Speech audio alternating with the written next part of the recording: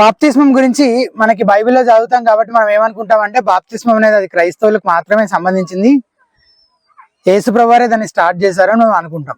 కానీ కాదు అని నేను ఉదయము వేరే విషయం గురించి చెప్తూ మధ్యలో మాట్లాడుతూ ఒక మాట అన్నాను, గుర్తుందా మీకు? ఏంటది? యూదులు కావాలి అని అనుకునేవాళ్ళు, అంటే వేరే మతాలలో నుంచి యూదా మతంలో కన్వర్ట్ అవ్వాలనుకునే వాళ్ళు బాప్తిస్మం తీసుకోవటము అనేది అప్పటికే జరుగుతూ వస్తూ ఉందన్నమాట. దాన్నే బేస్ చేసుకొని దాన్ని బాప్తిస్మం ఇచ్చే యోహాను కూడా మారు మనస్సు కొరకైన బాప్తిస్మము అని చెప్పి ప్రజలందరినీ బాప్తిస్మం తీసుకోవడానికి పిలవటము మొదలు పెట్టాడు. అది చూసిన వాళ్ళందరికీ చాలా అఫెన్సివ్ గా అనిపించింది, యూదులకి, పరిసయ్యులకి, శాస్త్రులకు, వాళ్ళందరికీ. ఎందుకు అఫెండ్ అవ్వాల్సి వచ్చింది? అన్యులు తీసుకునే బాప్తిస్మము మేం తీసుకోవాలా ఇప్పుడు అని అంటే యోహాన్ ఏం చెప్తున్నాడు? అరే బాబు, అందరూ పాపులే, మారు మనసు అందరికీ అవసరమే, కాబట్టి మీ పాపాల నిమిత్తం మీరు పశ్చాత్తాపడి మీరు కూడా బాప్తిస్మం తీసుకోండి అని చెప్పి చెప్తున్నాడు అనమాట. సో అతని యోహాన్ ఇచ్చిన బాప్తిస్మము, దానికి బైబిల్లో చెప్పిన పేరేంటి? మారు మనస్సు గురించిన బాప్తిస్మము.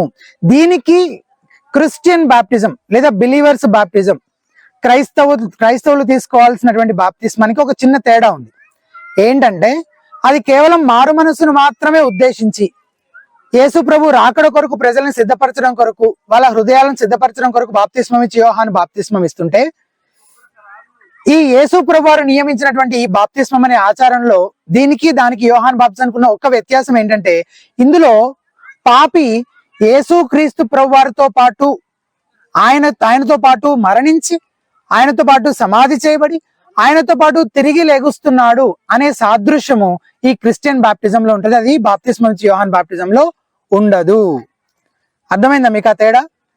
అప్పటికి యేసుప్రభు వారు చనిపోయారా? ఇంకా బాప్తిస్మం ఇచ్చి యోహాన్ బాప్తిజం ఇచ్చేటప్పటికి చనిపోలేదు. కాబట్టి వాళ్ళు క్రీస్తు చేసిన వాటి అన్నిటి సాదృశ్యంలో బాప్తిజం తీసుకోవడానికి వీలవుతుందా? అవ్వదు. ఇదే క్రిస్టియన్ బాప్టిజం ఎప్పుడు ఎవరు నియమించారు, ఎప్పుడు స్టార్ట్ అయిందంటే యేసుప్రభు వారు వచ్చి చనిపోయే ముందు చెప్పినటువంటి మాటలు, చనిపోయి పునరుద్ధానుడై తిరిగి లేచిన తర్వాత చెప్పిన మాటల ఆధారంగా క్రైస్తవ బాప్తిస్మము అపోస్తలులు అనేకులకు ఇచ్చినట్టు, దాని సంఘంలో ప్రాక్టీస్ చేసినట్లు మనం చూస్తున్నాం. సో ఈ మూడు రకాలు గుర్తుపెట్టుకోండి. యూదులు ఇచ్చినటువంటిది, రెండవది బాప్తిస్మము అన్యులు యూదా మతంలోకి కన్వర్ట్ అయినప్పుడు తీసుకున్న బాప్తిస్మము యోహాన్ ఇచ్చిన బాప్తిస్మము, క్రైస్తవ బాప్తిస్మము, క్రిస్టియన్ బాప్టిజం అనేవి మూడు రకాలు ఉన్నాయని గుర్తుపెట్టుకోండి. తర్వాత యేసు ప్రభువారు ఎందుకు బాప్తిజం తీసుకున్నారంటే చాలా రకాలు చెప్తుంటారు కారణాలు, కానీ ప్రభువారే డైరెక్ట్ గా చెప్పిన ఒక్క కారణం ఏంటది? నీతి యావత్తు ఇలాగూ నెరవేర్చు నిమిత్తం మనం ఇట్లా చేద్దాము అని యోహాన్తో చెప్తారనమాట. నీతి యావత్తు ఇలాగూ నెరవేర్చడం మనకు తగి ఉన్నది. అంటే పాపులతో పాటు తనను తాను ఐడెంటిఫై చేసుకోవడం కోసం యేసు ప్రభువారు ఇలా చేశారంటే, తాను కానప్పటికీ ఒక పాపి ఎలా చేయాల్సి ఉందో అలా చేయడం ద్వారా సంపూర్ణంగా పతనమైన మనిషి రక్షణ కోసం ఏం చేయాలో అదంతా చేసి ఆ నీతి యావత్తును ఆయన నెరవేర్చాడు. ఎప్పుడైతే మనం రక్షించబడ్డామో అప్పుడేం జరిగింది? మన పాపాలకు రావాల్సిన శిక్ష అంతా ఆయన మీద వేసుకొని ఆయన నీతిని మనకు ఆపాదించడం ద్వారా మనల్ని నీతిమంతులుగా తీర్చాడు. కాబట్టి ఒకే ఒక కారణం యేసుప్రభువు వారు బాప్తిజం తీసుకోవడానికి, ఆయన పాపి కాబట్ట? ఆయనలో ఏమైనా పాపం ఉందా? అస్సలు లేదు. మరి బాప్తిజం ఎందుకు తీసుకున్నారు అనంటే, నీతి యావత్తు నెరవేర్చు నిమిత్తము ఆయన బాప్తిస్మం తీసుకుంటున్నాను అని ఆయనే చెప్పినటువంటి కారణం. తర్వాత క్వశ్చన్ నెంబర్ 3, మనం చనిపోయిన బంధువులు ఉంటారు కదా, తల్లిదండ్రులు, అన్నదమ్ములు, అక్కచెల్లెలు, వాళ్ళ కోసం కూడా మనం బాప్తిజం తీసుకుంటే వాళ్ళు రక్షణ పొందొచ్చా అంటే అలాగని చెప్పేవాళ్ళు కూడా ఉన్నారు. దేన్ని బేస్ చేసుకొని? 1 Corinthians 15:29 బేస్ చేసుకొని. ఒకసారి చూడండి, కొరింథీయులకు రాసిన మొదటి పత్రిక 15వ అధ్యాయం 29వ వచనం చూడండి.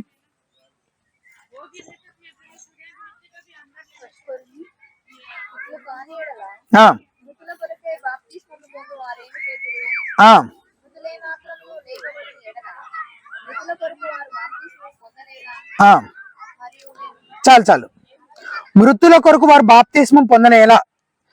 కొంచెం ఫోకస్ చేయాలి ఈ వచనం ఏం చెప్తుంది అనేది. చూస్తున్నారు అందరూ? మృతుల కొరకై బాప్తిస్మము పొందువారు ఏమి చేతురు? అయ్యో, మరి వాళ్ళ పరిస్థితి ఏంటి అంటే, ఇక్కడ క్వశ్చన్ సందర్భం అంటే ఏంటి? యేసుప్రభువు వారి పునరుద్ధానం గురించి అనమాట. ఒకవేళ ఆయన తిరిగి లేగవకపోతే, ఆయన పునరుద్ధానం అనేది నిజం కాకపోతే, అప్పుడు మరణించిన వాళ్ళ కొరకు బాప్తిజం తీసుకున్న వాళ్ళ పరిస్థితి ఏంటి? వాళ్ళు ఎందుకు తీసుకున్నట్టు అసలు అని క్వశ్చన్ చేస్తున్నట్టుగా ఉంది. అంటే చనిపోయిన వాళ్ళ కోసం కూడా బ్రతుకున్న వాళ్ళు బాప్తిజం తీసుకుంటే వాళ్ళు రక్షణ పొందుతారా అన్న డౌట్ రావడం కాదు, పొందుతారు. కాబట్టి చచ్చిపోయిన వాళ్ళ కోసం కూడా బాప్తిజం తీసుకోవచ్చు అని చెప్పేటువంటి చాలా స్ట్రేంజ్ అండ్ హెరిటికల్ టీచింగ్స్ చాలా మంది చేస్తున్నారు. రక్షించబడకుండానే చనిపోయిన వ్యక్తి కోసం బ్రతుకున్న వ్యక్తి బాప్తిజం తీసుకుంటే ఆ రక్షించబడకుండా చనిపోయిన వ్యక్తి రక్షించబడగలడు అని చెప్తారు. అప్పుడు అడగాల్సిన ప్రశ్న, అసలు బాప్తిజం ఎవరినైనా రక్షిస్తుందా? దీనికి మనం పొద్దున్న సమాధానం చెప్పుకున్నాం. బాప్తిజం అసలు ఎవరినైనా రక్షిస్తుందా? చచ్చిపోయిన వాళ్ళ కోసం వీళ్ళు తీసుకునేది కాదు, వీళ్ళ కోసం వీళ్ళు తీసుకునేదైనా ఆ బాప్తిస్మం వీళ్ళని రక్షిస్తుందా? రక్షణ కేవలం యేసుక్రీస్తునందు వ్యక్తిగతంగా విశ్వాసం ఉంచడం ద్వారా మాత్రమే కలుగుతుంది అనేది మనం చూసాం కదా. ఇదే సత్యాన్ని పాత కొత్త నిబంధనలో చాలా స్పష్టంగా కనబడుతుంది. ఆదికాండం 15వ అధ్యాయం 6వ వచనాన్ని కోట్ చేస్తూ రోమా 4:3 పౌలు ఏమంటున్నాడు ఒకసారి చూడండి. రోమాపత్రిక 4వ అధ్యాయం 3వ వచనం. రోమాపత్రిక 4వ అధ్యాయం 3వ వచనం ఏం చెప్తుంది? నమ్మెను నీతిగా ఎంచబడను. అంతే కదా, అబ్రహాము దేవుని నమ్మెను అతను నీతిగా ఎంచబడను. అంటే మనం ఏదో చేయడం వల్ల మన నీతిని సంపాదించుకోలేం. కేవలం దేన్ని బట్టి దేవుడు మన నీతిమంతులుగా తీరుస్తాడు? మన విశ్వాసాన్ని బట్టి అనేది అర్థం. సో ఏ వ్యక్తి అయినా దేవుని దగ్గరికి రాగలిగే ఏకైక మార్గం ఏంటది? వ్యక్తిగతంగా ఆయన యందు విశ్వాసం ఉంచటం. పక్కనోడికి బదులు నువ్వు విశ్వాసం ఉంచితే కుదురుతుందా? మరి పక్కనోడికి బదులు నేను బాప్తిజం తీసుకుంటానంటే ఎట్లా కుదురుతుంది? కుదరదు కదా. సో వ్యక్తిగతంగా నువ్వు విశ్వాసం ఉంచితే నువ్వు రక్షణ పొందుతావు. అలాగే విధేయత చూపించాలనుకున్నప్పుడుగా నీ పక్షాన ఎవరో తీసుకోవడం కాదు, నువ్వే బాప్తిజం తీసుకోవాలి. హెబ్రీ 9:27 మనుషులు ఒక్కసారే మృతి పొందవలనని నియమింపబడిను, ఆ తర్వాత తీర్పు జరుగును. అంటే రక్షణ పొందడానికి అవకాశం ఎప్పటి వరకు ఉన్నట్టు? చనిపోయేంత వరకు ఉన్నట్టు. చచ్చిపోయిన తర్వాత కూడా ఇంకా అవకాశం ఉందా? నా కోసం నా మనవాళ్ళు మనవరాళ్ళు ఎవరో బాప్తిజం తీసుకుంటారులే అని నేను ఎదురు చూస్తూ చచ్చిపోతానా? అలా అవకాశం ఉంటుందా అసలు? ఆ తర్వాత తీర్పు జరుగును. అంటే మనిషికి బ్రతుకున్నంత వరకే రక్షణ పొందడానికి అవకాశం, మరణంతో అవకాశాలన్నింటికీ తలుపులు మూసుకుంటాయి. ఆదిమ సంఘంలో ఒక వ్యక్తి రక్షణ పొందాడని చెప్తే అతను బాప్తిస్మం తీసుకున్నాడని అజ్యూమ్ చేసుకునేవాళ్ళంట.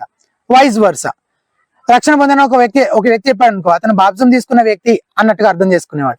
నేను బాప్తిజం తీసుకున్నాను అని ఎవరైనా చెప్పారనుకో, అతను రక్షించబడిన వ్యక్తి అన్నట్టు తీసుకునేవాళ్ళు. అంటే సినోనిమ్స్ లాగా ఆ పదాలు వాడేవాళ్ళంట ఆదిమ సంఘంలో. ఎందుకంటే రక్షించబడిన ప్రతి ఒక్కరు బాప్తిజం తీసుకునేవాళ్ళు, సంఘం బాప్తిస్మం ఇచ్చేది. అంటే నువ్వు బాప్తిజం తీసుకున్నావా అని అడిగితే నువ్వు రక్షించబడ్డావా అని అడిగినట్లు అనమాట. ఈ భావనలో పౌలు ఈ వచనంలో బాప్తిస్మము పొందువారు అన్న పదాలు కేవలం వారు క్రైస్తవులు విశ్వాసులని చెప్పడం కోసం ఉపయోగిస్తున్నాడు అంతే. నిజంగా నీటి బాప్తిస్మం గురించి మాట్లాడట్లేదు, ఆ పర్టికులర్ ఆచారం గురించి మాట్లాడట్లేదు. అర్థమైందా? బాప్తిస్మం ముందు ఆ మాట మీరు చూసే వచనంలో ఏ వచనం? 1 Corinthians 15:29 ఏముంది? ఇట్లు కాని ఎడల మృతుల కొరకే బాప్తిస్మము పొందువారు.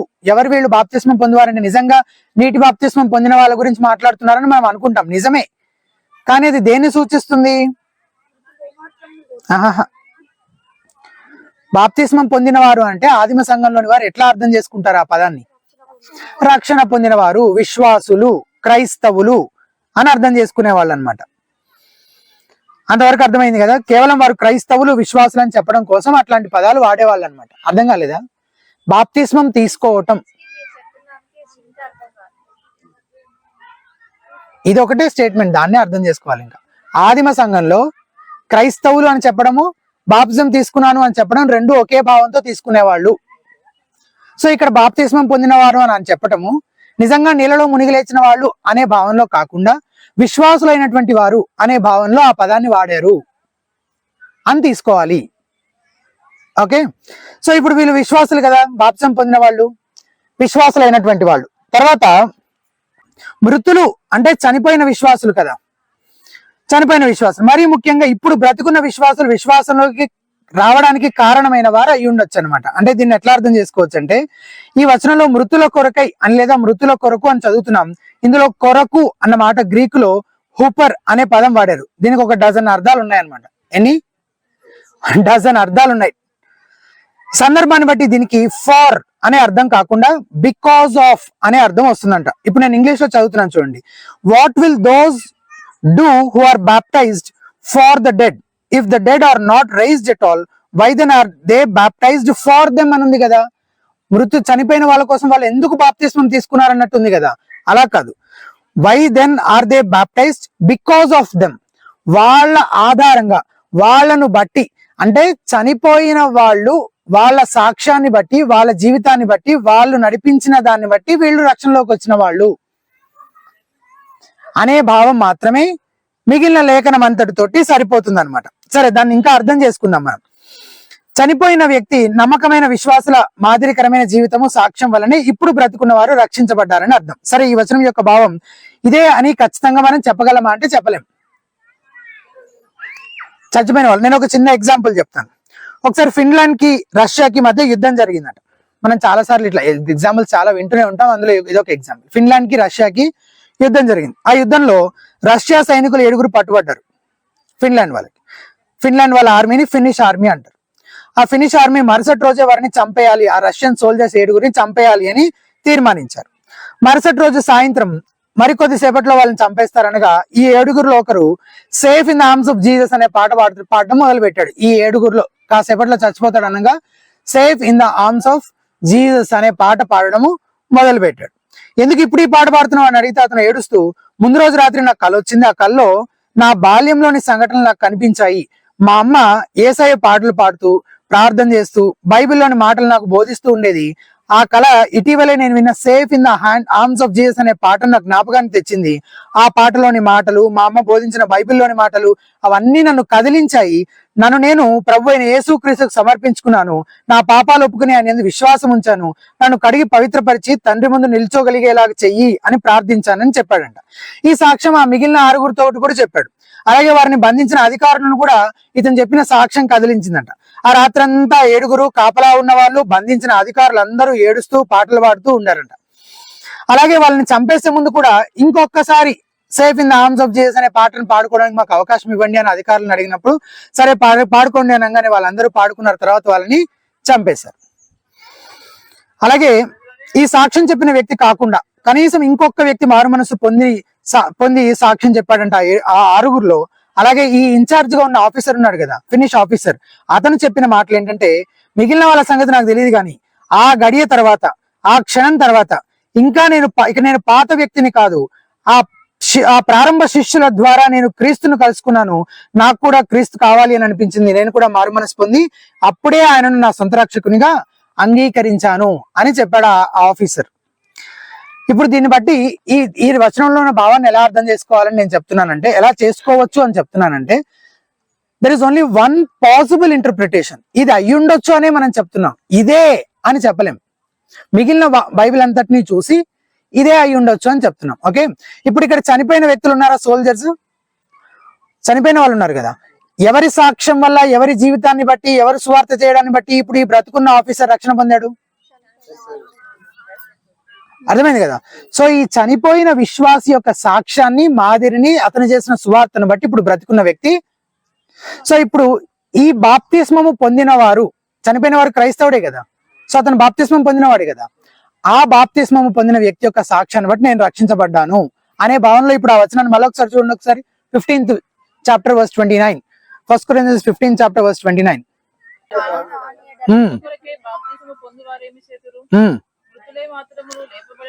మృతులు ఏమాత్రమును లేపబడిన ఇలా, ఇది ఈ నిరీక్షణ మన అందరికీ ఉంది కదా, క్రైస్తవులైనటువంటి వాళ్ళందరికీ ఉన్న నిరీక్షణ కదా. మృతులు ఏమాత్రము లేపబడిన ఎడల, మృతుల కొరకు అంటే ఎవరి కొరకు? చనిపోయిన బిలీవర్స్, విశ్వాసులు. ఆ మృతుల కొరకు అన్న మాటను ఎట్లా అర్థం చేసుకోవాలని చెప్పాను ఇందాక నేను? వాళ్ళను బట్టి. హూపర్ అనే వాడికి డజన్ మీనింగ్స్ ఉంటాయని చెప్పాను. దాన్ని కొరకు అని ట్రాన్స్లేట్ చేయాల్సిన అవసరం లేదు కదా. చనిపోయిన వాళ్ళను బట్టి, ఓకే, వాళ్ళు ఇచ్చిన సాక్ష్యాన్ని బట్టి, వాళ్ళ మాదిరిని బట్టి, వాళ్ళు చెప్పిన సువార్తను బట్టి. వారంటే ఎవరు?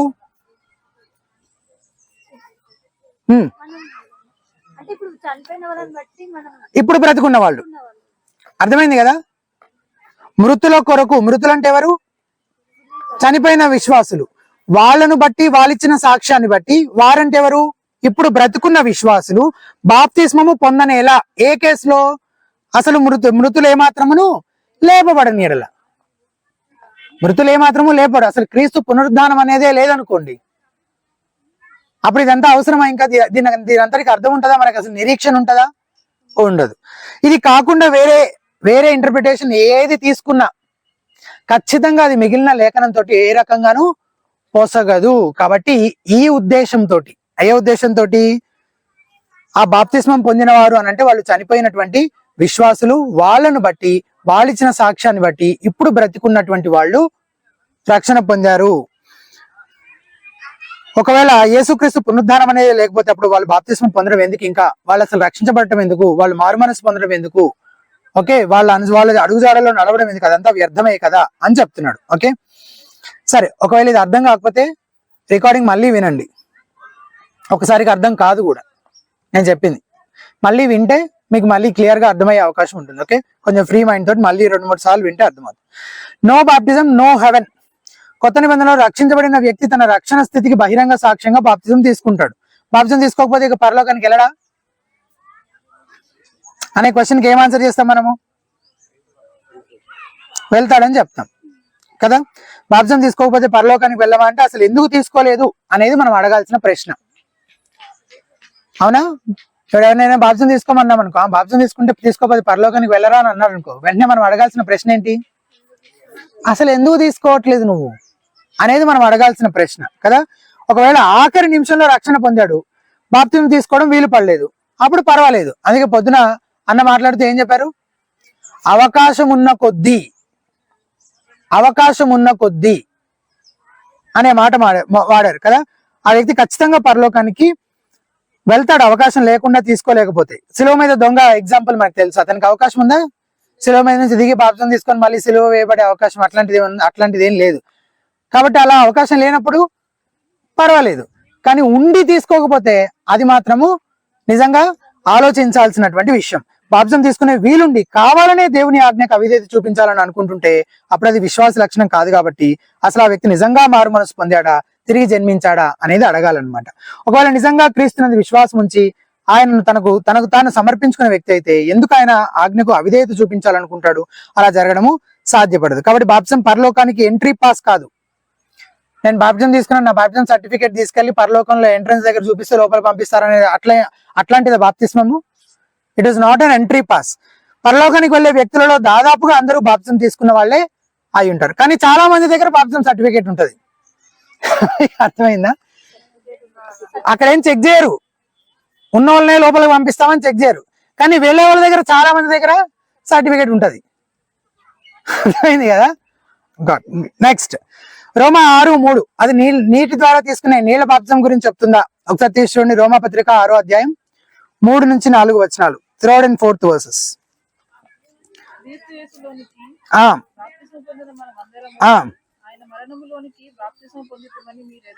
ఇక్కడ బాప్తిస్మం అనే పదం కనబడుతుంది కదా.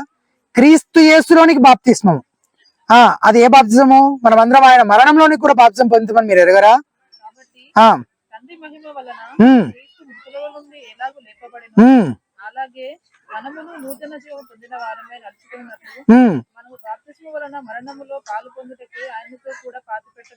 కరెక్ట్. ఇక్కడ బాప్తిస్మం అనే మాట నీటి బాప్తిస్మమేనా? చాలా క్లియర్ గా వర్స్ స్టార్టింగ్ లో ఉంది కదా. ఏంటది? యేసు క్రీస్తులోనికి బాప్తిస్మము అనే మాట ఉంది కదా. అంటే ఆయనతో ఐక్యపరచబడటము. అవునా? దాని అంతటిని మనం నీటి బాప్తిజంలో ఏం చేస్తున్నాము? ఇల్లస్ట్రేట్ చేస్తున్నాం, సాదృశ్యపరుస్తున్నాం అంతే. కానీ ఈ వచనంలో డైరెక్ట్ గా నీటి బాప్తిజం గురించి మాట్లాడుతుందా అంటే మాట్లాడట్లేదు.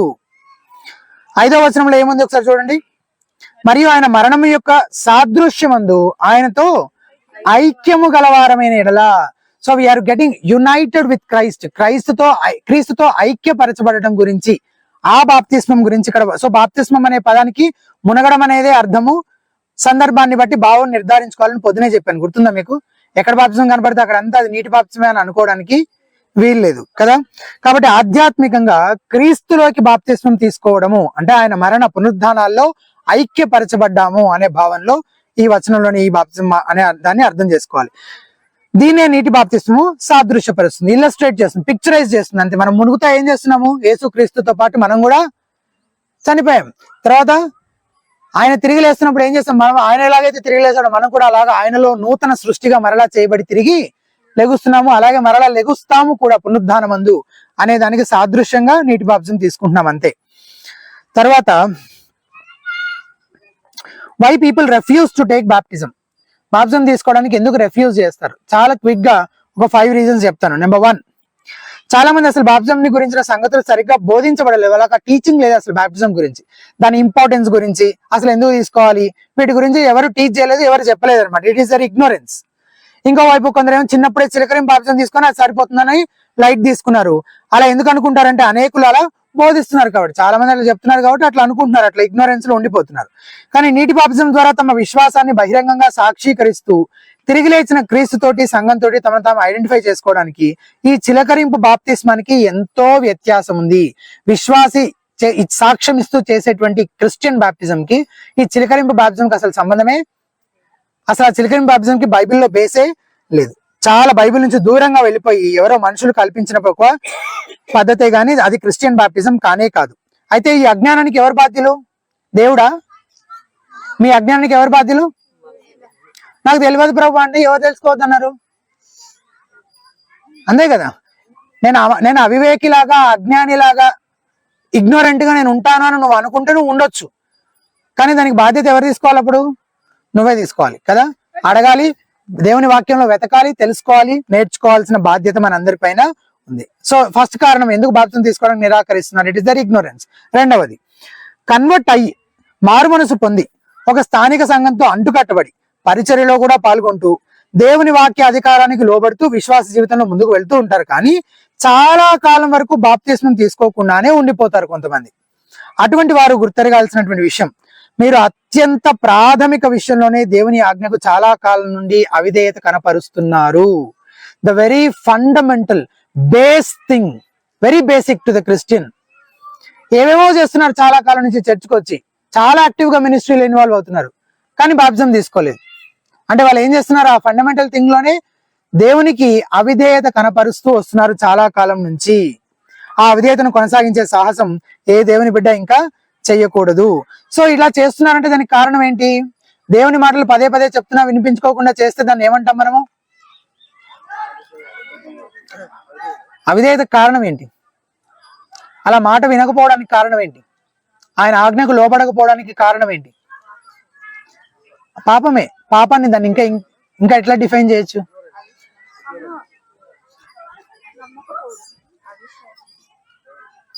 పాపానికి చాలా పేర్లు ఉన్నాయి కదా, ఇంకో పేరు చెప్పండి ఏమన్నా. చాలా రకాల పాపాలు ఉంటాయి. ధిక్కరించడం, ఆ ధిక్కారం, దాన్ని ఏమంటాం మనం? తిరుగుబాటుని ఇంకా ఏమంటాం? అహంకారం. హృదయపు గర్వం వల్లనే వాళ్ళు దేవుని ఆజ్ఞకు విధేయత కనపరచకుండా అలా బాప్తిసం తీసుకోకుండా కొనసాగుతూ ఉన్నారు. అవునా? అది రెండో కారణం. మూడో కారణం, చాలా బిజీ అండి, నేను బోలెడు పనులు కదా, ఈ ప్రాథమిక ఆజ్ఞకు విధేయత చూపించడానికి సమయం లేదు. వాళ్ళ పనుల్లో వాళ్ళు, లేక పరిచర్య వలనో, లేక వాళ్ళ ఖాళీ సమయాన్ని వేరే వేరే వాటి చేత ఆక్యుపై అయిపోయి ఉండడం వల్ల పాపం సమయం లేక ఈ ఆజ్ఞకు విధేయత చూపించలేకపోతున్నారు. కానీ దీన్ని ప్రయారిటీగా చేసుకోవాలి. దేవునికి లోబడటం వారి దృష్టికి అత్యంత ప్రాముఖ్యమైనదిగా కనిపించట్లేదు కదా, అందుకనే కదా వాళ్ళు టైం ఇవ్వలేకపోతున్నారు. టైం లేక బాప్తిసం తీసుకోవాలని అనుకోవట్లేదని ఎవరైనా అనుకోవట్లేదంటే దాని అర్థం ఏంటి? టైం ఎందుకు లేదు? అది కూడా వాళ్ళ ప్రయారిటీ కాదు కాబట్టి. దేవుని ఆజ్ఞకు లోబడాలనేది వాళ్ళ ప్రయారిటీ అయితే దే విల్ మేక్ టైం. నాలుగో కారణం, ఇంకొందరు ఇంకాస్త ముందుకెళ్ళి కేవలం వాళ్ళ తిరుగుబాటుతనాన్ని బట్టే వారు బాప్తిసం తీసుకోవడం లేదు. ఎందుకు? బహుశా ఏదైనా పాపంలో ఉంటూ ఉండొచ్చు. అంటే వాళ్ళు మారు మనసు పొందారు, రక్షించబడ్డారు, but now they are continuing in a pattern of sin. ఏదో పాపంలో పడి దాంట్లోనే కొనసాగుతూ లేదా మళ్ళీ పడిపోతూ ఉండొచ్చు. అలాంటి వారు బహిరంగంగా నేను క్రీస్తునందు విశ్వాసం ఉంచుతున్నానని చెప్పడం ద్వారా వాళ్ళు వేషధారులు అవుతారు తప్ప ఇంకా వేరే ఏముండదు అన్న ఆలోచన వాళ్ళకు ఉండి వాళ్ళు ఏం చేస్తున్నారు? బాప్తిసం తీసుకోవడానికి నిరాకరిస్తున్నారు. కానీ అలా చేయడం, కానీ వాళ్ళు చేయాల్సిన రైట్ రెస్పాన్స్ ఏంటి? బాప్తిసం తీసుకోవడం మానేయడమా? పాపాన్ని విసర్జించి దాన్ని విడిచిపెట్టి ప్రభు చెంతకు వచ్చి క్షమాపణ కొరకు వేడుకోవడం, మారు మనసు పొందడం వాళ్ళు చేయాల్సిన పని. అది చేయడం మానేసి బాప్తిసం తీసుకోవడం మానేస్తే అది దేవుని ఆజ్ఞకు వ్యతిరేకంగా నడుచుకోవడం ద్వారా ఆయన చేసే తిరుగుబాటు అవుతుందే తప్ప దానివల్ల ఇంకా వేరే ప్రయోజనం ఏమి ఉండదు. ఐదో కారణం, అసలు తిరిగి జన్మించిన వాళ్ళు. వీళ్ళు అసలు రక్షణే పొందలేదు కాబట్టి క్రీస్తు గురించి బహిరంగంగా సాక్ష్యం ఇవ్వాలన్న కోరిక వీళ్ళు ఎందుకు ఉంటది? వీళ్ళలో అసలే ఉండదు కదా. వాళ్ళు క్రీస్తుకు చెందిన వారు కాదని వాళ్ళకు కూడా తెలుసు లోపల. వాళ్ళకు బైబిల్ తెలుసుండొచ్చు, సంఘానికి వస్తుండొచ్చు, క్రమంగా వస్తుండొచ్చు, కానీ తమను తాము క్రీస్తుకు సమర్పించుకున్న వాళ్ళు మాత్రము కాదు. కాబట్టి వాళ్ళు ఎప్పటికీ క్రీస్తు గురించి బహిరంగంగా సాక్ష్యం ఇవ్వలేరు. కొత్త నిబంధనలో బాప్తిస్మం తీసుకొని ఒక్క క్రైస్తవుని చూపించగలరా అంటే చూపించలేం. న్యూ టెస్ట్మెంట్ చర్చ్ లో బాప్తిజం తీసుకోకుండా కూడా నేను క్రిస్టియన్ని, నేను విశ్వాసిని అని చెప్పుకునేటువంటి వ్యక్తులు ఎవరైనా న్యూ టెస్ట్మెంట్ లో మనకు కనబడతారా అంటే ఎక్కడ కనబడరు. సరే, ఒకవేళ నేను అదే బాప్తిస్మం తీసుకోవడానికి నిరాకరించడానికి నేను 5 రీజన్స్ చెప్పాను కదా. ఇక్కడ కూర్చున్న వాళ్ళందరూ ఈ 5 రీజన్స్, ఒకవేళ రక్షించబడి బాప్తిజం తీసుకోకుండా ఉంటే 4 రీజన్స్ ఏదో ఒక రీజన్ వాళ్ళకి వర్తిస్తుంది. మారు మనసు పొందకపోతే ఆ 5th రీజన్ వాళ్ళకి వర్తిస్తుంది. అర్థమైందా? ఏంటి ఆ రీజన్స్ ఒక చెప్పండి. It is not our priority అయి ఉండొచ్చు, ఇగ్నోరెన్స్ మాకు తెలియదు అనేది అయి ఉండొచ్చు, ప్రైడ్ గర్వము అనేది అయి ఉండొచ్చు, దేవునికి అవిధేయత చూపించడం ద్వారా మన గర్వాన్ని మనం వ్యక్తపరుస్తుండొచ్చు. లాస్ట్ ఏంటి 4th సిన్, ఏదైనా పాపము మిమ్మల్ని అడ్డగిస్తూ ఉండొచ్చు ఆ ఆజ్ఞకు విధేయత చూపించలేకుండా. ఇక చివరిది, ఒకవేళ మారుమనసు పొంది ఉండకపోతే అప్పుడు ఇక బాప్తిజంలో అవిధేయత చూపించాలన్న ప్రశ్నే, అటువంటి కోరిక మీలో ఉండదు. కాబట్టి ఈ కారణాలు ఏవైనా ఉండి మీరు ఒకవేళ బాప్తిజం తీసుకోకుండా ఉంటే వాటి విషయమే మీరు ఏం చేయాలి, లేఖనాల వెలుగులో పరిశీలించుకోవాలి. బాప్తిజం తీసుకోకుండా నీకు అడ్డంగా ఉన్నది ఏంటి, కానీ దేవుని ఆజ్ఞకి ఇలా విధేయత కనపరుస్తూ ఉండిపోవడం మాత్రం అసలు మంచి విషయము కాదు. కారణాలు సాకులు ఎన్నైనా ఉండొచ్చు, కానీ అలా చేయడం మాత్రం అవిధేయతే. అవునా? బాప్తిజం ఇక్కడ ఉన్న వాళ్ళందరూ కూడా ఎవరు బాప్తిజం తీసుకోకపోయినా, క్రిస్టియన్ బాప్టిజం ఎవరు తీసుకోకపోయినా దేవుని మాటకి వాళ్ళు అవిధేయత చూపిస్తున్నట్టే. అవునా? సువార్తకు వాళ్ళు అవిధేయత చూపిస్తున్నారు, దేవుని పైన తిరుగుబాటు చేస్తూ ఉన్నారు. Next, can I get rebaptized as a spiritual refresher even if my first baptism was biblical? Already వాక్యానుసారంగా రక్షించబడి నేను ఒకసారి బాప్తిజం తీసుకున్నాను, మళ్ళీ తీసుకోవచ్చా అంటే కొన్ని చర్చిలో ఏం చేస్తుంటారంటే సంవత్సరం బాప్తిస్మాలు ఇస్తున్నప్పుడల్లా మళ్ళీ తీసుకుంటుంటారు. ఎందుకు? అదొక స్పిరిచువల్ రిఫ్రెషింగ్ అనమాట. వాళ్ళకి మళ్ళీ ఏదో ధైర్యము, ఏదో విశ్వాసం ఏదో వస్తుందని వాళ్ళ వేరే అపోహలతోటి వాళ్ళు మళ్ళీ తీసుకుంటా ఉంటారు. అలా చేయొచ్చా అంటే చెయ్యకూడదు, అది పాపము అని చెప్పలేం. కానీ చేయడం వల్ల మీకు పెద్దగా ప్రత్యేకంగా ఒరిగేది ఏం లేదు. ఒక్కసారి తీసుకోవడం ద్వారా మీరు ఏదైతే విధేయత కనపరిచారో ఆ ఆజ్ఞకి అది సరిపోతుంది. అప్పుడు మీరు ఇచ్చిన సాక్ష్యమే చాలు. మళ్ళీ తీసుకోవాలి అని బైబిల్ ఏం చెప్పట్లేదు కాబట్టి తీసుకోవాల్సిన అవసరం లేదు. తీసుకోవడం వల్ల మీకు స్పిరిచువల్ గా అడిషనల్ ప్రివిలేజ్ బెనిఫిట్ ఏమీ ఉండదు అనేది జ్ఞాపకం ఉంచుకోండి. నెక్స్ట్, బాప్తిస్మం ఇచ్చేటప్పుడు ఒకసారి ముంచాలా, 3 సార్లు ముంచాలా? యేసుప్రభు తండ్రి కుమార పరిశుద్ధాత్మ నామంలో ఇవన్నీ అని అన్నారు కాబట్టి 3 సార్లు ముంచే వాళ్ళు ఉన్నారనమాట. సో ఎన్నిసార్లు ముంచాలి? యాక్చువల్ గా తండ్రి కుమార పరిశుద్ధాత్మ నామములలో అని అనట్లేదు, త్రియేక దేవుని నామములో అని చెప్పచ్చు. ఇంకో మాటలో చెప్పాలంటే కదా, in the name of triune God. So ఒకసారి ముంచితే చాలు. 2 సార్లు ముంచితే పాపం అనేది చెప్పలేము, ఉప్పు అవసరం లేదు, నాట్ నీడెడ్ కదా. ఒకసారి ముంచితే సరిపోతుంది. నెక్స్ట్ వస్తుంది నెక్స్ట్ క్వశ్చన్, ఇట్లా ముందుకు ముంచాలా, వెనక్కి ముంచాలా, నిలువుగా ముంచాలా? వెనక్కే ముంచాలి.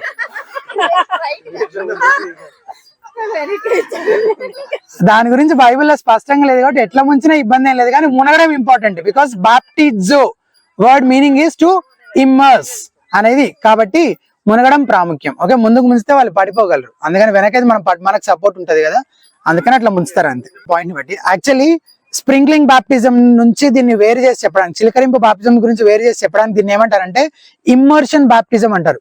అంటే తెలుగులో ట్రాన్స్లేట్ చేస్తే ముంచుడు బాప్తిస్మం అనమాట. ఓకే, ఇప్పుడు మనం చెప్పుకుంటున్న బాప్తిస్మం ఏ బాప్తిస్మము?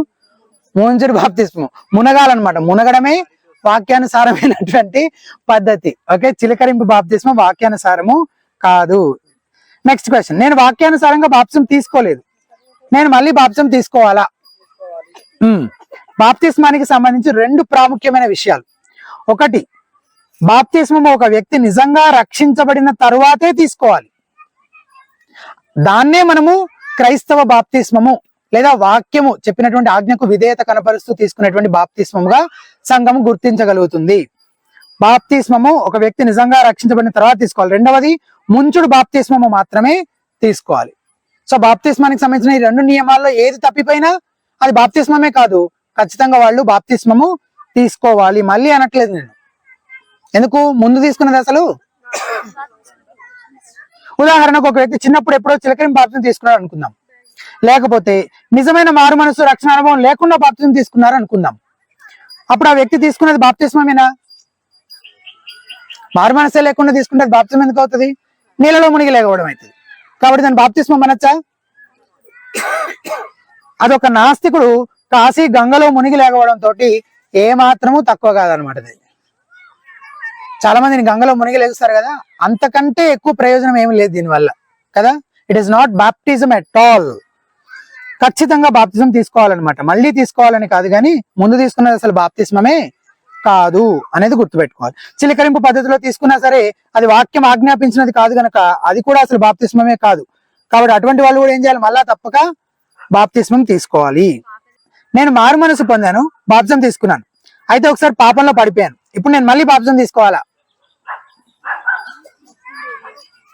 తీసుకోవాలా? ఎందుకు అవసరం లేదు?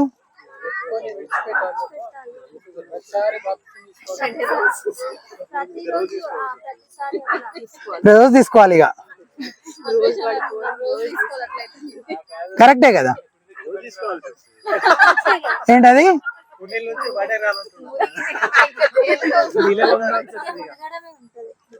ఒకే ఒక్క ప్రశ్న. మారు మనస్సు అనేది ఇప్పుడు ఇందాక చెప్పినట్టు, మీరు చెప్పినట్టు పాపం మనం చేస్తూ పడిపోతూ ఉంటాము, మళ్ళా తిరిగి ప్రభు దగ్గరికి వెళ్తాము, క్షమించమని అడుగుతాం, ఆయన మనల్ని క్షమిస్తాడు. ఇలా పడడం లేకపోవడం విశ్వాస జీవితంలో జరుగుతూనే ఉంటుంది. దీన్నే మనం మారు మనస్సు అంటాము. అది జీవితకాలం పాటు జరుగుతూనే ఉంటుంది. ఒక వ్యక్తి జీవితకాలం పాటు మారు మనస్సు పొందుతూనే ఉంటాడు. ఓకేనా? Repentance is a Christians life style. Okay, అయితే అసలు అది ప్రారంభం అయ్యిందా? ప్రారంభం అయిన తర్వాతనే నువ్వు బాప్తిసం తీసుకున్నావా? నిజంగా నీ బ్రతుకు మారినట్లు ఏమైనా ఆధారాలు నీకున్నాయా? అటువంటి సాక్ష్యము నీకున్నదా? ఒకవేళ ఉండి అది ప్రారంభం అయ్యి ఆయనలో నిజంగా నువ్వు ఐక్యపరచబడి మారు మనసు పొంది నీ పాపాల గురించి పశ్చాత్తాపడి ప్రభు దగ్గరకు వచ్చి ఉంటే నీ Christian life and walk start అయినట్టే కదా. అప్పుడు నువ్వు వాక్యానికి విధేయత చూపిస్తూ బాప్తిసం తీసుకున్నావు ఒకసారి, అండ్ దట్స్ ఇనఫ్. అది సరిపోయింది. ఇంకా అర్థమైందా? పాపం చేసిన ప్రతిసారి తీసుకోవాల్సిన అవసరం లేదు. కానీ అసలు రిపెంటెన్స్ అనేది నీ జీవితంలో ఎప్పుడైనా జరిగిందా, అది మొదలైందా అనేది చెక్ చేసుకోవాలి. అండ్ అది మొదలైన తర్వాత తీసుకున్న బాప్తిస్మమే Christian baptism, believers baptism. Okay, అంతకు ముందు తీసుకుంటే, మారు మనసే పొందక ముందు తీసుకుంటే అసలు అది బాప్తిస్మమే కాదు. బాప్తిస్మం తీసుకోలేని స్థితిలో ఉన్న వాళ్ళ విషయంలో ఏం చేయాలి? కొంతమంది ఏం సలహా ఇస్తారు? చిలకరించడమో లేదా ఇంకేదో చేయడమో ఏమో చెప్తా ఉంటారు. కానీ వాక్యం అట్లాంటి పద్ధతులకు ఎక్కడ అవకాశం ఇవ్వట్లేదు. కాబట్టి ఎంత బెడ్ రిడన్ గా ఉన్నా, లేదా ఇంకేదైనా సిక్నెస్ తో ఉన్నా, ఇంకే ఏదన్నా ఉందా, ఇవ్వకున్నా పర్లేదు, కానీ వాక్యం చెప్పని కొత్త పద్ధతులు ఏవి మనం పాటించాల్సిన అవసరము. శిలువ మీద దొంగ ఎట్లా పరదేశిపోయినాడో అట్లనే పోతాడు ఈయన కూడా. ఇబ్బంది ఏం లేదు, ముంచాల్సిందే అనేది ఏం లేదు కదా. సో బెడ్ రిడన్ పేషెంట్ ని కూడా తీసుకెళ్లి నీళ్ళలో ముంచాల్సిన అవసరం కూడా లేదు. క్వశ్చన్ ఏంటి? బాప్తిసం తీసుకోలేని స్థితిలో ఉన్న వాళ్ళ విషయంలో ఏం చేయాలి? కనీసం అట్లీస్ట్ అతను సంఘం ఎదుట నిలబడి అతని జీవితంలో దేవుడు చేసిన కార్యం గురించి సాక్ష్యం చెప్పగలడేమో, అతని చేత చెప్పించగలిగితే ఆ ప్రయత్నం చేయొచ్చు. లేదా అది కూడా వీలు కావట్లేదంటే ఇంకా మనం ఏమి చేయలేము ఆ విషయంలో. అతని విశ్వాసం చాలు అతన్ని రక్షించడానికి, అది గుర్తుపెట్టుకోవాలి. అర్థమైందా? అతని విశ్వాసము it is enough to save him, అది చాలా అతను రక్షణ పొందడానికి.